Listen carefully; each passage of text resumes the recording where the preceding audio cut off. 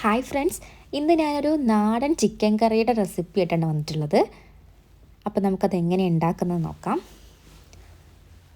ആദ്യമായിട്ട് വെളിച്ചെണ്ണ ചൂടാക്കി അതിലേക്ക് ഗ്രാമ്പൂ, പട്ട എന്നിവ ചേർത്ത് നമുക്ക് സവാള മൂപ്പിച്ചെടുക്കണം. ഞാനൊരു 4 സവാളയാണ് എടുത്തിട്ടുള്ളത്. അത് അത്യാവശ്യം ഉപ്പ് പാകത്തിന് ചേർത്ത് വഴറ്റിയെടുക്കുക.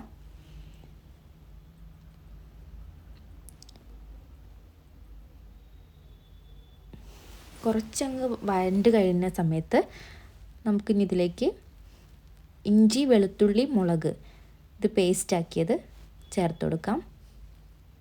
നന്നായിട്ട് മിക്സ് ചെയ്യാം. എന്നിട്ട് നമുക്കൊന്ന് ഇതിലേക്ക് തക്കാളി ചേർക്കുന്നുണ്ട്. ഞാനൊരു 2 വലിയ സൈസിലുള്ള തക്കാളിയാണ് എടുത്തിട്ടുള്ളത്. നന്നായിട്ട് മിക്സ് ചെയ്ത് നമുക്ക് അടച്ച് വെച്ച് വേവിക്കാം. ആ സമയം കൊണ്ട് നമുക്ക് ചിക്കൻ ഒന്ന് റെഡിയാക്കിയെടുക്കാം.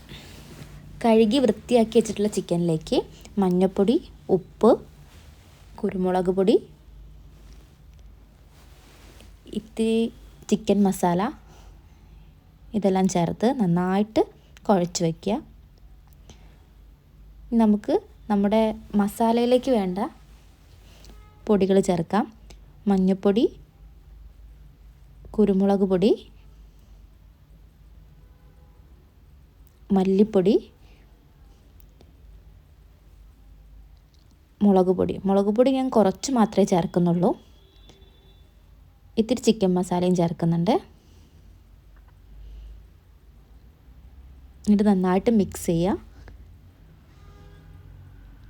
എന്നിട്ട് പൊടികളൊന്ന് വേവാൻ വേണ്ടിയിട്ട്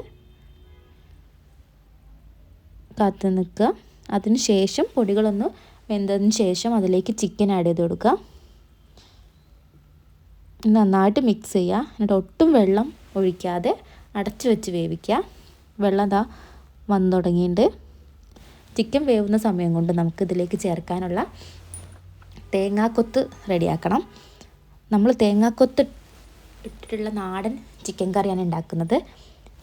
വെളിച്ചെണ്ണ മൂപ്പിച്ച് അതിലേക്ക് ചെറിയുള്ളി, വറ്റൽമുളക്, കറിവേപ്പില ചേർത്ത് വഴറ്റുന്നുണ്ട്. ഇതിലേക്ക് നമ്മൾ കട്ട് ചെയ്ത് വെച്ചിട്ടുള്ള തേങ്ങാക്കൊത്ത് ചേർത്ത് വയ്ക്കുക. നന്നായിട്ട് മിക്സ് ചെയ്തിട്ട് ഒരു ബ്രൗൺ കളറാവുന്ന വരെ മിക്സ് ചെയ്യാം. ഇനി അതിലേക്ക് ഇത്തിരി മല്ലിപ്പൊടി ചേർക്കുന്നുണ്ട്.